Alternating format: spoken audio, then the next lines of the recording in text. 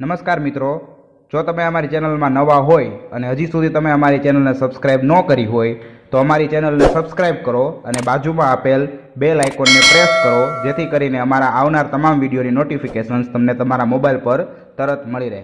આભાર. હેલો વિદ્યાર્થી મિત્રો, ધ અલ્ટ્રામા સ્કૂલમાં આપનું હાર્દિક સ્વાગત કરું છું. તો આપણે વાત કરીએ ધોરણ 12 આર્ટ્સ વિષય મનોવિજ્ઞાન, યુનિટ નંબર 5, મનોભાર અને સ્વાસ્થ્ય, અને પાર્ટ નંબર 2. પાર્ટ નંબર 1માં આપણે મનોભારનું સ્વરૂપ એના વિશે આપણે માહિતી મેળવી. ત્યારબાદ આપણે પાર્ટ નંબર 2માં મનોભારના ઉદ્ગમ સ્થાનો, મનોભારની પ્રતિક્રિયા અને મનોભારના પ્રકારો વિશે આપણે માહિતી મેળવવાના છીએ. તો આપણે વાત કરીએ મનોભારના ઉદ્ગમ સ્થાનો, કે જે 20મી સદી ચિંતાની સદી હતી. જ્યારે 20મી સદી હતી ત્યારે એક ચિંતાનો વિષય હતો, અથવા એ સદી કેવી હતી તો કે ચિંતાની. કે અત્યારે જે 2020 ચાલી રહ્યું છે તો એ તમે જો છો કે લોકો માટે કેવું છે તો એક ચિંતાનો વિષય છે. કારણ કે જે કોરોના મહામારી છે એ ક્યારે લુપ્ત થાય અથવા ક્યારે નષ્ટ થાય તો એની જે લોકોને કાંઈ ખબર નથી. એટલે કે લોકો 2020માં એટલે કે ભયજનક પ્રકારની ચિંતા છે તો કે એ પ્રકારનું આખું એટલે કે વર્ષ પ્રમાણ એટલે કે વર્ષ આખું ગણી રહ્યા છે. તે કે 2020માં અલગ અલગ પ્રકારની તમે જુઓ છો તો કે વિકટ પરિસ્થિતિઓ આપણી સમકક્ષ આવી રહી છે. જ્યારે 21મી સદી એટલે કે મનોભારની સદી છે.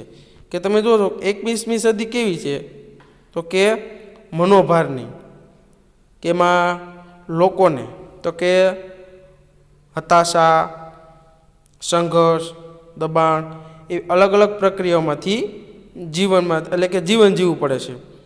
તબીબી અભ્યાસો દ્વારા સાબિત થતું જાય છે કે ઘણા શારીરિક રોગો એટલે કે મૂળમાં મનોભારના કારણરૂપ છે, અને ઝડપી પરિવર્તનોના યુગમાં ફેરફાર સાથે સમાયોજન સાધવું સરળ નથી. કે જે તબીબી અભ્યાસોએ સાબિત કરી દીધું છે કે ઘણા જે રોગો છે, શારીરિક રોગો, એના મૂળમાં એટલે કે મનોભાર એટલે કે કારણરૂપ હોય છે, અને એ ઝડપી પરિવર્તનના યુગમાં એટલે કે ફેરફાર સાથે આપણે સમાયોજન સાધવું એટલે કે સરળ બનતું નથી.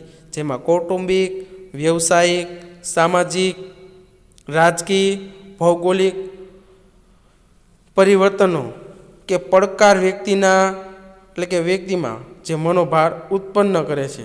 અને મનોભારના ઉદ્ગમ સ્થાનોને 3 પ્રકારોમાં વહેંચી શકાય છે. તો આપણે જોઈએ કે આઘાતજન્ય બનાવો, જીવનની તાજેતરની ઘટનાઓ અને રોજિંદી મુશ્કેલીઓ. તો આપણે પહેલાં વાત કરીએ આઘાતજન્ય બનાવો.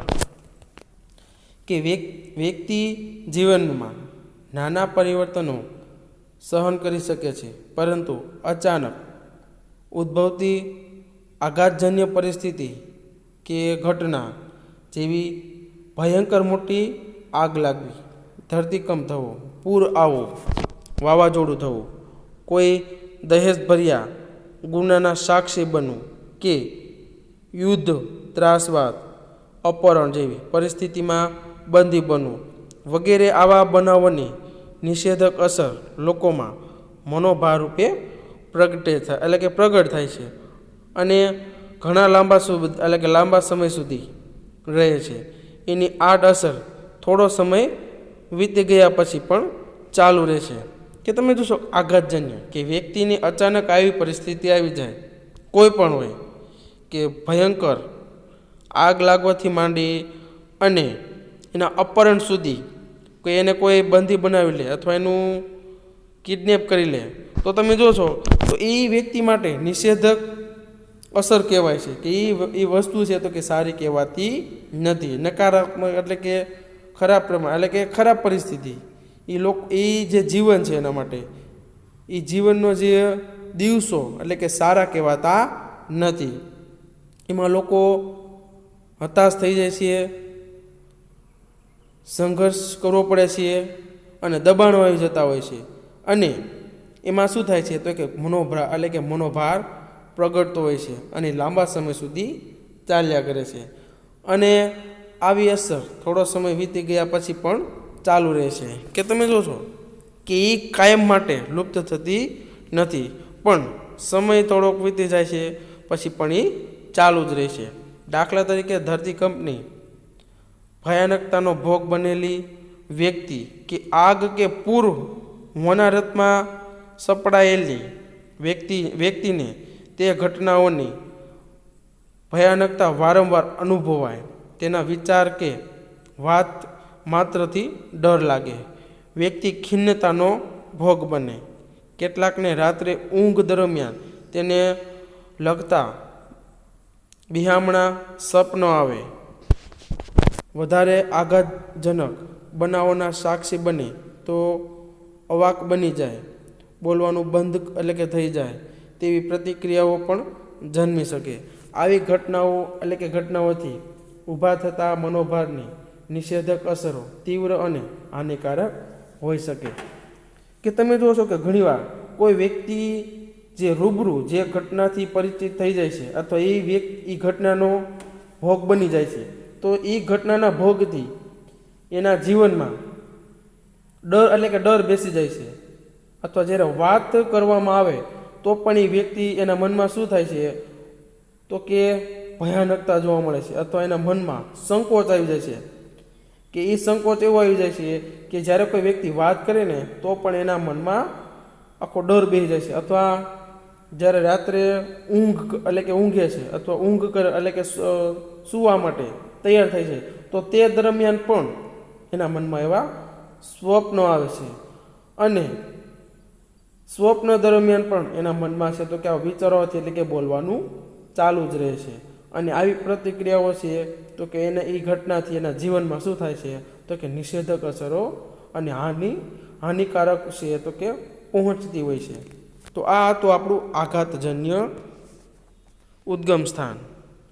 ત્યારબાદ આપણે વાત કરીએ કે રોજિંદા જીવનની તાજેતરની ઘટનાઓ. કે વ્યક્તિ જીવનમાં નાના પરિવર્તનો સહન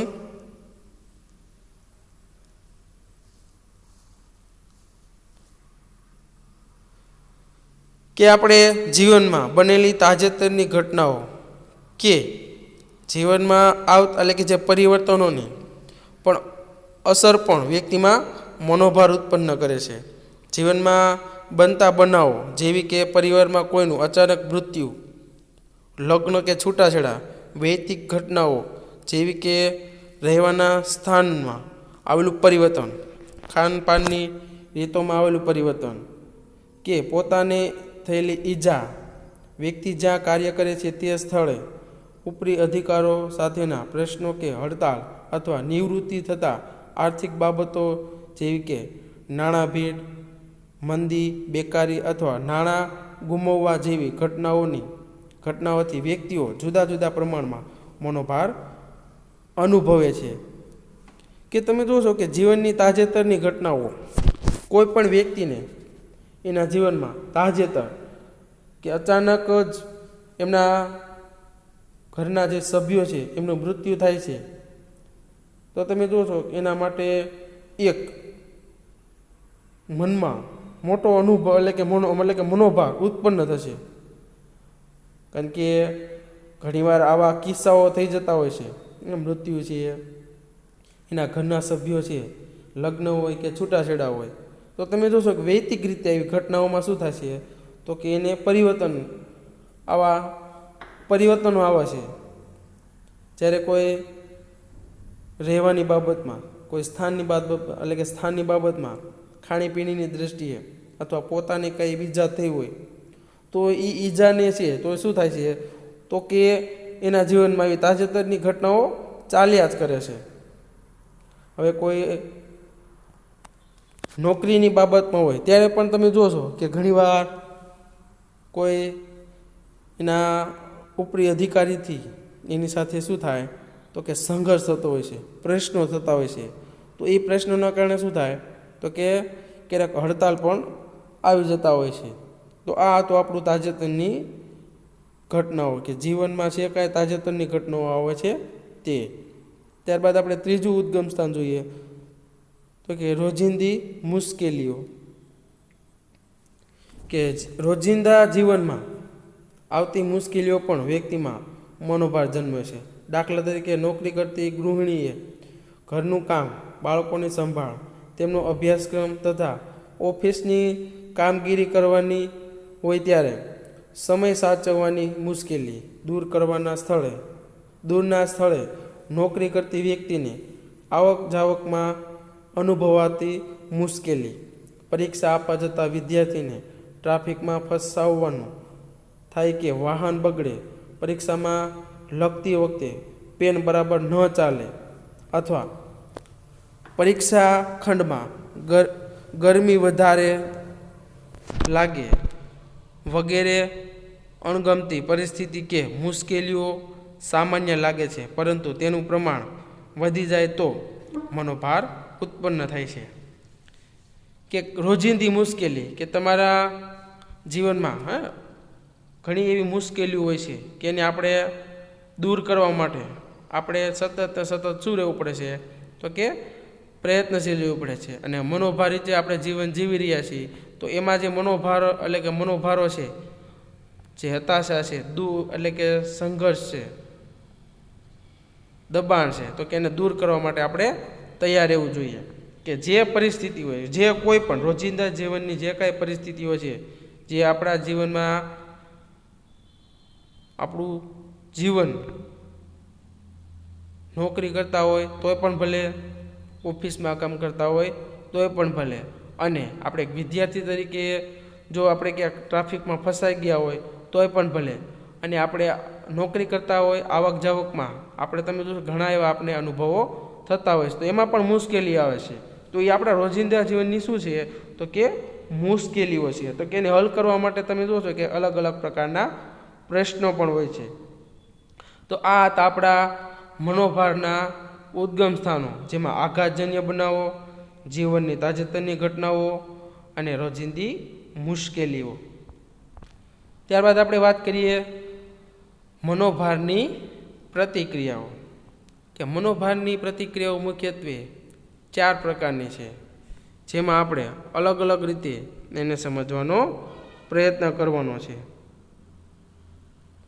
જેમાં આપણે ફર્સ્ટ વાત કરીએ શારીરિક પ્રતિક્રિયા. તો આપણે વાત કરીએ શારીરિક પ્રતિક્રિયાઓ.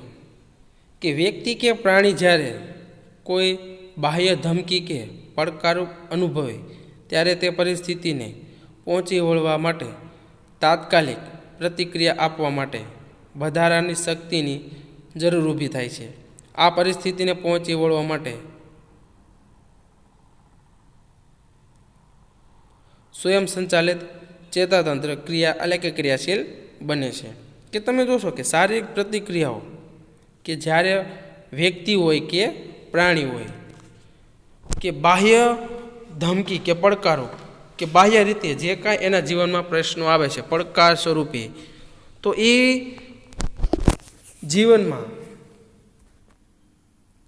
વ્યક્તિ કે પ્રાણી હોય, માનો કે પ્રાણી છે એને જ્યારે જંગલમાં આગ લાગે છે બાહ્ય રીતે, તો એની માટે પડકારો પરિસ્થિતિ કહેવાય.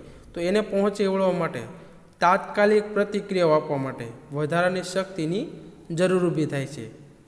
અને તમે જુઓ છો કે એ પરિસ્થિતિને એટલે એમાં તમે જોશો કે પ્રાણીને શું કરવું પડે છે તો એક સ્થળેથી બીજા સ્થળે જવા માટે એટલે કે શક્તિની જરૂર પડે છે. તેવી જ રીતે ખોરાક કે પ્રાણીને છે ખોરાક મેળવવા માટે જંગલમાં સવારથી માંડી અને સાંજ સુધી તો કે શક્તિની જરૂર પડે છે. કારણ કે કોઈ પણ પ્રાણી હોય એને ખાવા માટે અથવા ખોરાકની શોધ માટે અલગ અલગ સ્થળે જવું પડે છે, તો ત્યાં એને અલગ અલગ બીજા અલગ પ્રાણીનો તમે જોશો કે એની સામે પડકારરૂપ એટલે કે એક પ્રશ્ન, હરણ છે, હરણ ઘાસ ખાવા માટે જઈએ છે જંગલના મેદાનમાં, તો ત્યારે તમે જોશો કે એ જંગલમાં ઘાસના મેદાનમાં ચરે છે, તો ઘણા એનાથી વિકટ એટલે કે સિંહ છે, ચિત્તો છે, દીપડો છે, તો કે એના શિકાર માટે ખોરાકની શોધ માટે બેઠા જ હોય છે. તો એમાં પણ શક્તિની જરૂર પડે છે. એ તાત્કાલિક એટલે કે પરિસ્થિતિ છે, એ પ્રતિક્રિયા છે, એને પહોંચી વળવા માટે એટલે કે એને શક્તિની જરૂર પડે છે. જ્યારે હરણને પાણી પીવા માટે જ્યારે પાણી પીવા જઈએ છીએ નદીમાં, તો ત્યારે પણ તમે જોશો કે મગર ત્યાં પણ એની સમકક્ષ જ્યારે હરણ પાણી પીવા જાય છે ત્યારે પણ તમે જોશો કે શારીરિક રીતે જે પાણીમાં રહેલી મગર એની પ્રતિક્રિયાઓ દર્શાવે છે. તો એ ત્યારે પણ હરણ માટે એક પડકારરૂપ જેવો અનુભવ થતો હોય છે, અથવા પરિસ્થિતિને પહોંચી વળવા માટે તો એને એ શક્તિને પ્રતિક્રિયા આપવા માટે એટલે કે વધારાની શક્તિની જરૂર ઊભી થાય છે. અને આવી પરિસ્થિતિને પહોંચી વળવા માટે સ્વયં સંચાલિત ચેતાતંત્ર એટલે કે ક્રિયાશીલ બને છે.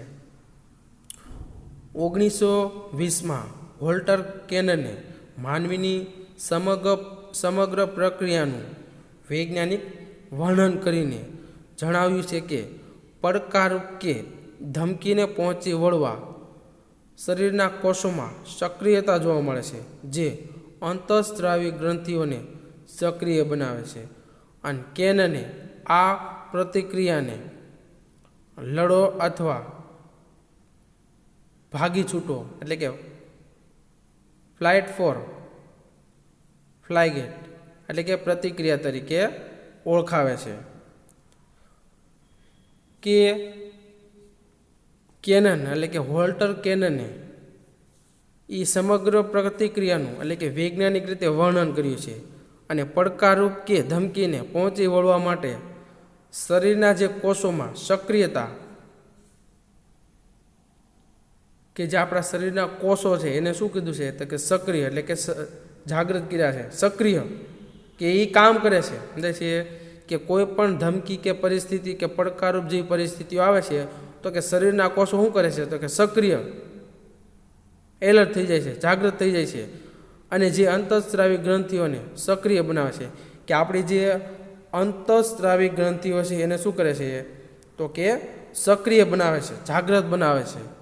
જેમાં આ પ્રતિક્રિયાઓ શું કરે છે કે લડો અથવા ભાગી છૂટો એટલે કે પ્રતિક્રિયા તરીકે ઓળખાવે છે. કે લડવાનું છે અથવા ત્યાંથી ભાગી છૂટવાનું છે. જો એ આપણે લડી શકીએ હોય તો લડી લેવાનું, અથવા પછી જ્યાં હોય ને ત્યાંથી ભાગી જવાનું છે. મનોભાર સામે આપવામાં આવતી શારીરિક પ્રતિક્રિયાનું ઉદ્ગમ સ્થાન મગજમાંનું હાઇપોથેલેમસ છે. કે હાઇપોથેલેમસ એટલે શું? હાઇપોથેલેમસ શું છે તો કે આપણા મગજનો એક નાનકડો ભાગ છે, પરંતુ તે વર્તનમાં મહત્વનો ભાગ ભજવે છે. કે આપણા વર્તનમાં છે તો કે સારો એવો કે હાઇપોથેલેમસ એ આપણા મગજનો એક નાનકડો ભાગ છે, પરંતુ તે આપણા વર્તનમાં એટલે કે મહત્વનો ભાગ ભજવે છે. જે આપણે ભૂખ, તરસ, જાતિતા જેવી પ્રેરણાઓ તેમજ આવેગાત્મક વર્તનમાં થતી શારીરિક પ્રક્રિયાઓનું શું કરે છે તો કે નિયમન કરે છે. અને હાઇપોથેલેમસ અંતઃસ્ત્રાવી ગ્રંથિઓ એટલે કે ગ્રંથિઓની પ્રવૃત્તિઓનું શું કરે છે તો કે નિયંત્રણ કરે છે, ઉપરાંત શરીરને સંતુલિત પણ રાખે છે, જેને મનોભારના કેન્દ્ર તરીકે પણ ઓળખવામાં આવે છે. હાઇપોથેલેમસ આવી પરિસ્થિતિમાં મુખ્યત્વે બે માર્ગો દ્વારા પ્રતિક્રિયા શરૂ કરે છે, જેમાં સ્વયં સંચાલિત ચેતાતંત્ર દ્વારા અને બીજું મસ્તિષ્ક ગ્રંથિને પ્રવૃત્ત કરીને એમાં સ્વયં સંચાલિત ચેતાતંત્ર એટલે કે ના બે પેટા પ્રકાર છે, અનુકંપી તંત્ર અને બીજું પરાનુકંપી તંત્ર, એવા બે ભાગ છે. કે મસ્તિષ્ક ગ્રંથિ એની પ્રવૃત્તિ કેવી હોય છે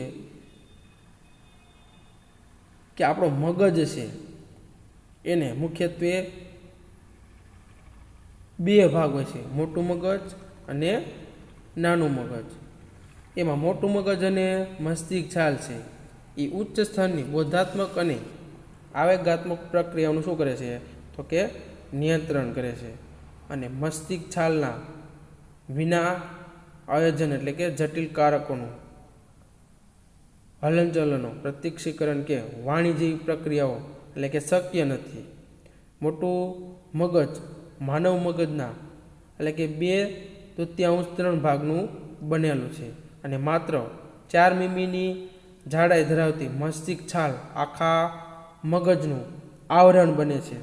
મસ્તિષ્ક છાલમાં ચેતાકોષો, ચેતાકીય માળખું અને ચેતાક્ષોના ઝુમખાનો સમાવેશ થાય છે.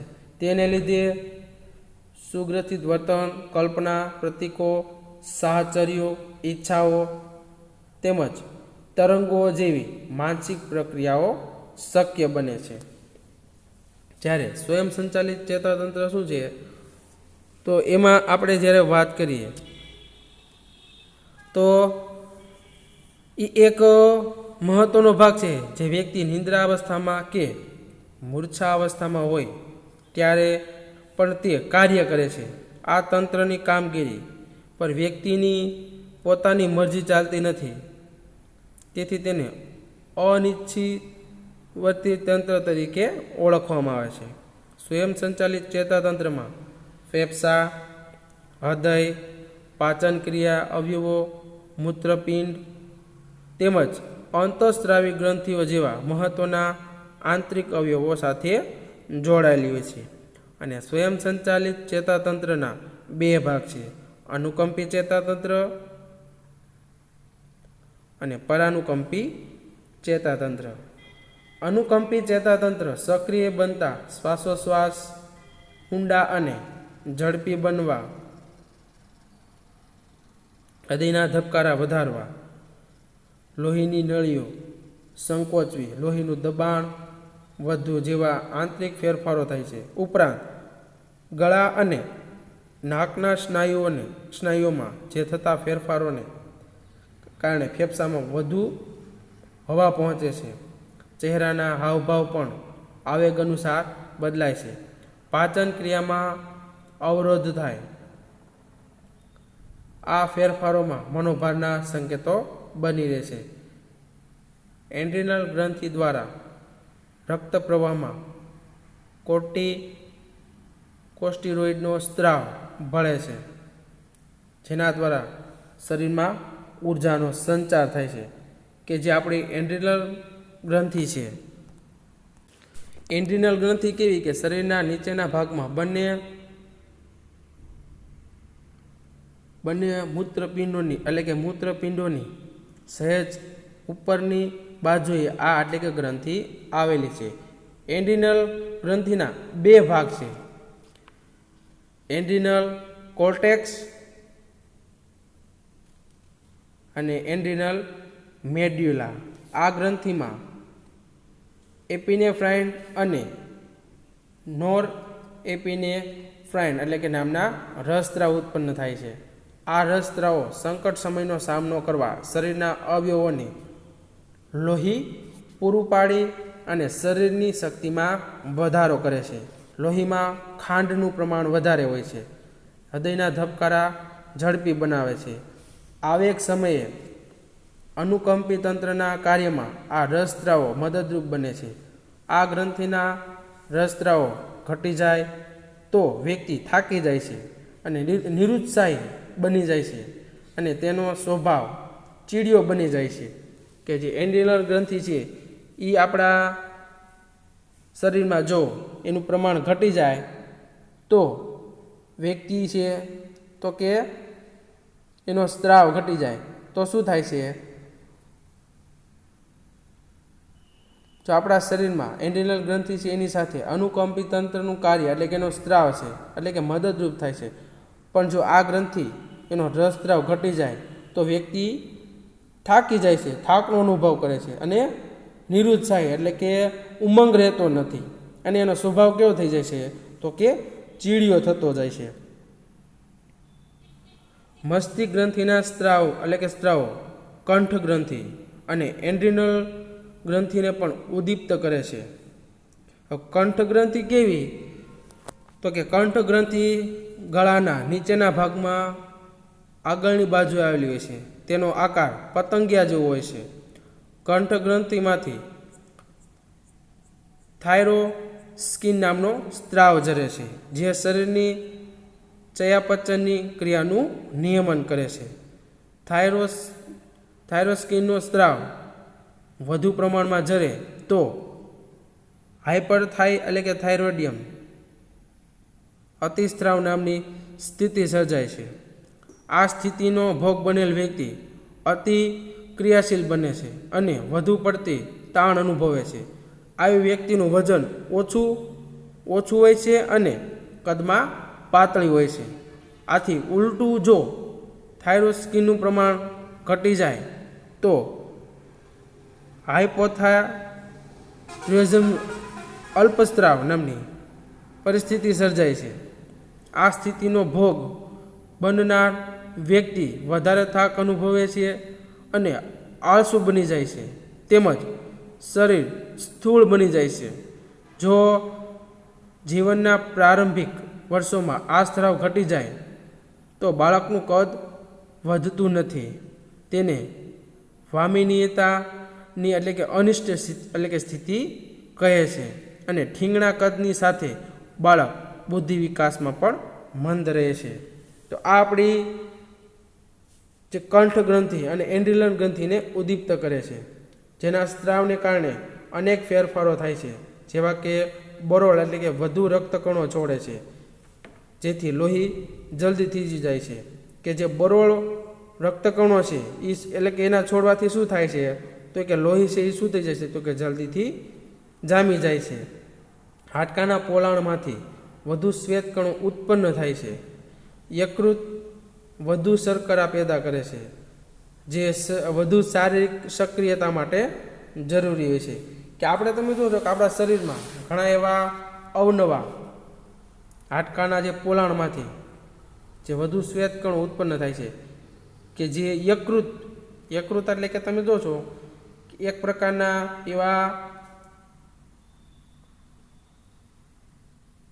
જે આપણું જે લોહીનું શર્કરા જે લોહીનું વધારે પડતું શર્કરા પેદા અને જે શારીરિક સક્રિયતા માટે જરૂરી છે. કે આપણી જે શારીરિક રીતે આપણા જે શરીરના જે અવયવો છે જે આપણે હાથ પગ હલાવીએ છીએ ત્યાં આપણા જે લોહીનું શર્કરા જે હલનચલન થાય છે તો એમાં શું થાય છે? તો કે સક્રિયતા માટે જરૂરી હોય છે. તો આ તો આપણું શારીરિક પ્રતિક્રિયાઓ. ત્યારબાદ આપણે વાત કરીએ તો કે વાર્તનિક અને બોધાત્મક પ્રતિક્રિયાઓ. કે વ્યક્તિ મનોભારની સાથે કેવી રીતે વાર્તનિક પ્રતિક્રિયાઓ કરશે તેનો આધાર મનોભારની તીવ્રતા ઉપર રહેલો છે. હળવો મનોભાર વ્યક્તિને કેટલાક વર્તન માટે પ્રેરે છે. દાખલા તરીકે ખાવું, જાતિ વર્તન કરવું, આક્રમક બનવું વગેરે. હળવો મનોભાર વ્યક્તિને ધ્યેય પ્રાપ્તિ માટે પ્રેરિત કરે છે અને કાર્યમાં સુધારો લાવે છે. કે તમે જો હળવો એટલે કે વ્યવસ્થિત કે વધારે પડતો ચીડચીડીઓ નહીં કે આક્રમકતાવાળો નહીં પણ વ્યવસ્થિત રીતે એમ જ્યારે મનોભાર લાંબા સમય સુધી રહે ત્યારે તે તીવ્ર બને છે અને વ્યક્તિ કુસમયોજન વર્તન કરે છે.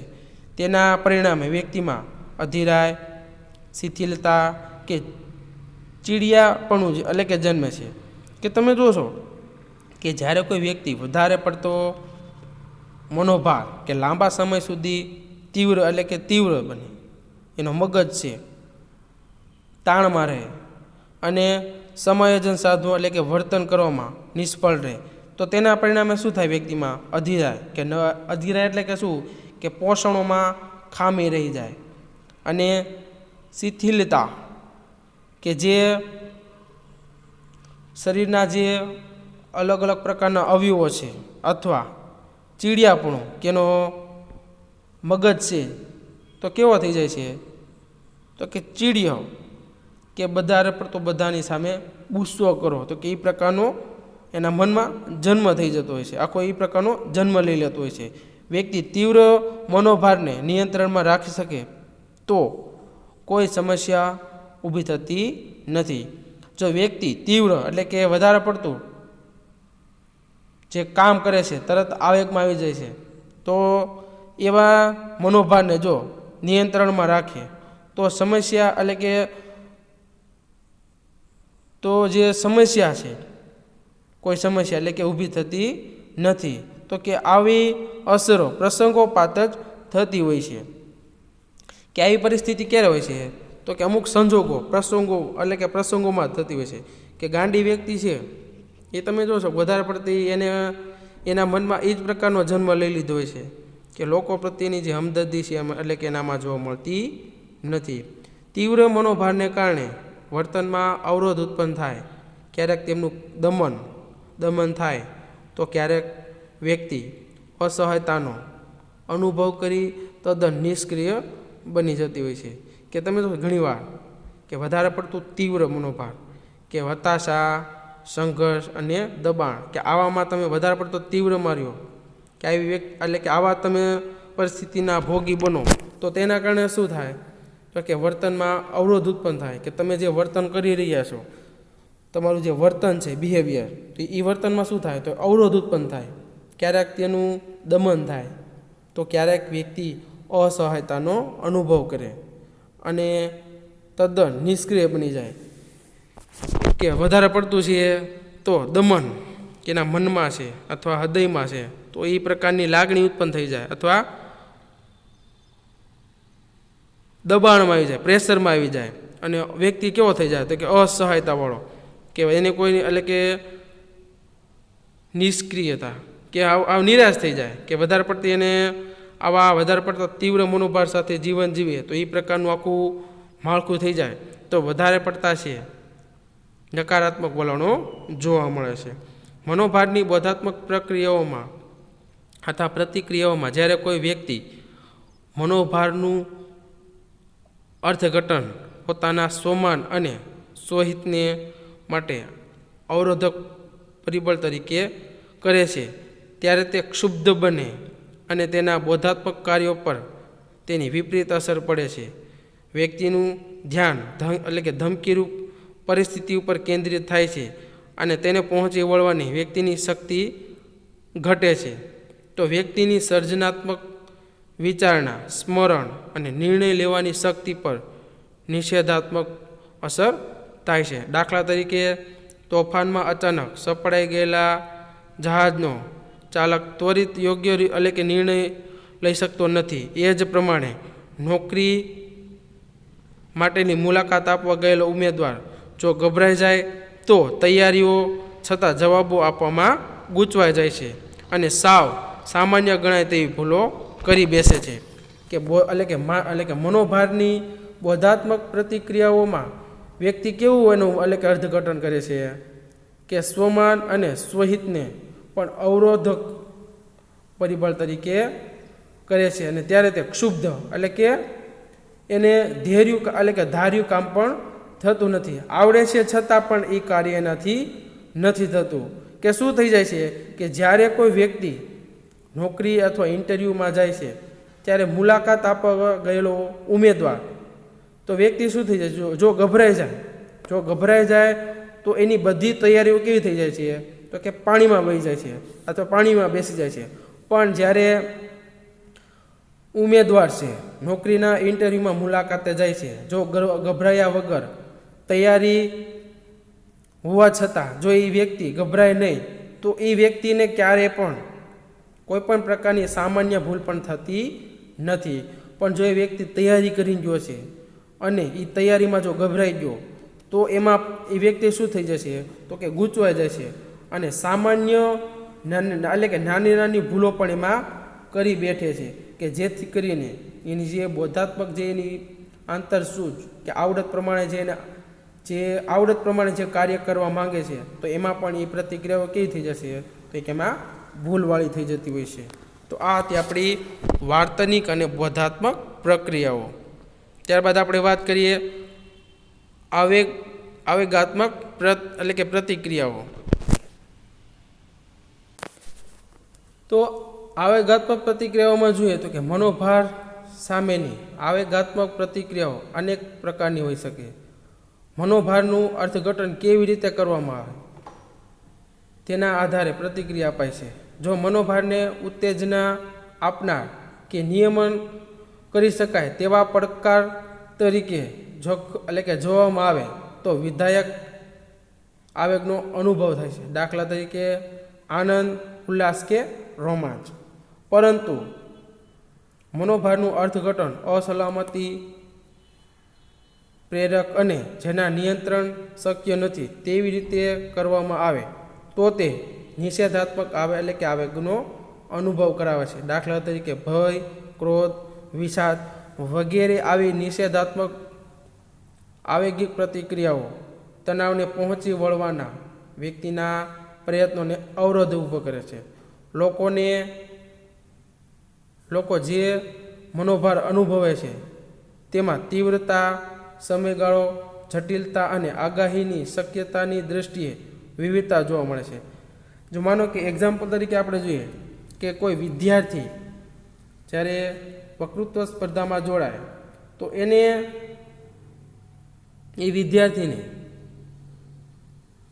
જો એમાં એની પ્રતિક્રિયાઓ, એની ઉત્તેજના અને એનામાં રહેલા વિધાયક એટલે કે હકારાત્મક ગુણો કે એને કોઈ પણ પ્રકારનો ડર, ભય કે એના મનમાં નહીં રહે તો એ વિદ્યાર્થીને ક્યારે એટલે કે વક્તૃત્વ સ્પર્ધામાં જ્યારે સ્પીચ આપે છે તો લોકોની સમકક્ષ જે બોલે છે જો એનામાં ડર બેસી જશે તો એ ક્યારેય બોલી શકશે નહીં.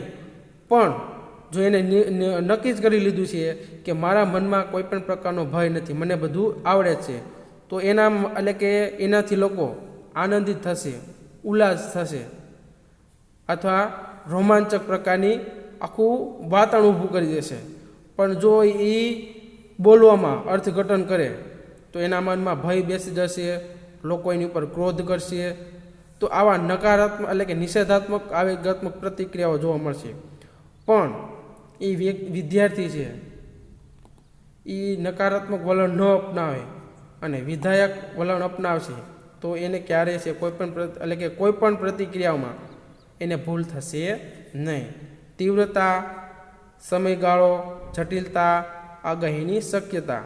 તો જોઈએ તીવ્રતા એટલે ઓછી કે વધારે, સમયગાળો લાંબો સમયગાળો કે ટૂંકો સમયગાળો, જટિલતા ઓછી કે વધારે, આગાહીની શક્યતા અણધારી કે ધારા મુજબની. કે તમે જુઓ છો કે આ બધી કેવી છે તો કે ઘણીવાર સમય સાથે ચાલતી હોય છે. કે અત્યારે જે ચોમાસાની ઋતુ ચાલતી હોય, જ્યારે વરસાદ પડી રહ્યો હોય ત્યારે તમે જોશો કે વરસાદ છે એ અણધારી કે ધારા મુજબનો જ પડતો હોય છે કે એનું કોઈ ચોક્કસ માપ હોતું નથી કે એ ઓછો કે વધારે એવું નથી પડતો. પછી એને સમય તમે જોશો કે એને મર્યાદિત હોય છે કે ચોમાસાની ઋતુ આવે તો વધારે પડતો લાંબો સમય એમાં એટલે કે તમે જોશો કે 4 જ મહિનાનો જોવા મળતો હોય છે. સામાન્ય રીતે અતિ તીવ્ર, લાંબા ગાળાનો, વધારે જટિલ અને અણધાર્યો મનોભાર હોય તો તે નિષેધાત્મક આવેગિક પ્રતિક્રિયા જન્માવે છે. જ્યારે ઓછા ઉગ્ર, ટૂંકા ગાળાના, સરળ અને ધારણા મુજબના મનોભાર આવી નિષેધાત્મક પ્રતિક્રિયાઓમાં પરિણમતા નથી. વ્યક્તિ મનોભારની પરિસ્થિતિમાં કેવી રીતે પ્રતિક્રિયા આપશે તે તેની સાંસ્કૃતિક પાશ્ચાત્ય ભૂમિકાના આધારે પણ નક્કી થાય. સાથે સાથે તેની પાસેના સંશોધનો જેવા કે નાણાં, તબીબી સુવિધાઓ, વૈદિક અને સામાજિક કૌશલ્યોનો મનોભારને પહોંચી વળવાની આવડતો પણ સાથે મહત્ત્વનો ભાગ ભજવે. આમ આ બધા જ પરિબળોના આધારે મનોભાર સાથેની પ્રતિક્રિયા નક્કી થશે. કે તમે જોશો કે સામાન્યથી માંડી અને હાઈ લેવલની એટલે કે અતિ તીવ્રવાળી વ્યક્તિમાં જ્યારે અલગ અલગ રીતે કૌશલ્યો પ્રગટાવવાની વાત કરવામાં આવે ત્યારે તમે જોશો કે એ તીવ્રતામાં સમય માંગે છે, ઓછો હોય કે વધારે હોય. પછી એમાં જટિલતા કે એમાં ઓછી પણ હોય, વધારે હોય. આગાહી કે અગાઉથી વિદ્યાર્થીને એલર્ટ જ કરી દેવામાં આવે કે ભાઈ તારે આટલા એટલે કે 500 વચ્ચે બોલવાનું છે, 1000ની વચ્ચે બોલવાનું છે, અથવા ધારા મુજબનું પબ્લિક પણ થતું હોય છે. તો એમાં તમે જોશો કે ઘણીવાર આવા આવેગમાં આવી જતા હોય છે, પ્રતિક્રિયા એટલે કે પ્રતિક્રિયા થતી હોય છે. માનો કે કોઈ રસોઈઓ છે અથવા શાળામાં કોઈ રસોઈનું આપણે જમણવાનું આયોજન કરેલું હોય ત્યારે તમે જોશો કે જ્યારે ધારા મુજબનું કે આપણે ધારા મુજબની વ્યક્તિ થઈ જાય અથવા આપણા મહેમાનો થઈ જાય તો એમાં તમે જોશો કે વધારે પડતું રસોઈઓ શેમાં આવી જાય? આવેગમાં આવી જાય, તીવ્રતા અનુભવે છે. એટલે કે આવેગ એ રસોઈઓ આવેગમાં આવી જાય, મનોભારનો ભોગ બની જતો હોય છે. કે એને વધારે પડતું છે તો કે માણસો ધારાબાયના થઈ જાય તો એ વ્યક્તિ એ રસોઈઓ શું કરશે તો કે હતાશમાં, તીવ્રતામાં આવી જાય કે હવે શું કરવું. હવે સમય એમની પાસે ટૂંકો સમય હોય પછી તો કે એને જટિલતા એટલે કોઈ પણ માર્ગ તો એને અપનાવવો જ પડે, પછી ઓછો હોય કે વધારે હોય. કારણ કે એ પરિસ્થિતિને છે તો કે પૂર્ણ કરવા માટે એને કોઈ પણ પરિસ્થિતિ છે, કોઈ પણ માર્ગ છે તો કે અપનાવવો પડે છે. પછી એને કોઈ પણ એમાં પ્રતિક્રિયાઓ છે તો કે કરવી પડે છે. પછી તાત્કાલિક બધી વસ્તુનું છે એને મેનેજમેન્ટ કરવું પડે છે. તો આ આપણા પાર્ટ નંબર 2માં જે મનોભારના ઉદ્ગમ સ્થાનો તેમજ મનોભારની પ્રતિક્રિયાઓ આપણે અલગ અલગ એટલે કે મુખ્ય તેમના પ્રકારો જોયા. કે જેથી કરીને છે તો કે આપણે પાર્ટ નંબર 2 આપણે અહીંયા સુધી રાખીએ. તો પાર્ટ નંબર 2ને વ્યવસ્થિત રીતે જોવો, વિચારો, સમજો કે જેથી કરીને આપણને આવનારી એકમ કસોટી તેમજ એટલે કે પરીક્ષામાં ઉપયોગમાં આવે. કે જેથી કરીને આપણે વધારે પડતું ગોખવું ન પડે. સાંભળેલું હોય તો તમને યાદ રહી જાય, પણ તમે બેઠા બેઠા પુસ્તક લઈને ગોખો અથવા વાંચો છો પણ થોડુંક એની સાથે સાંભળવા મળે. કોઈ પ્રશ્ન છે, કોઈ મુદ્દો છે, કોઈ વ્યાખ્યા છે, તો એ સાંભળેલું છે તો તમને ક્યારેય ભૂલાતું નથી. તો આ આપણા વિડીયોને એવી વ્યવસ્થિત રીતે સાંભળો, વિચારો અને સમજો કે જેથી કરીને છે તો કે આપણે ઉપયોગમાં આવે. Thank you for have a nice day. આભાર.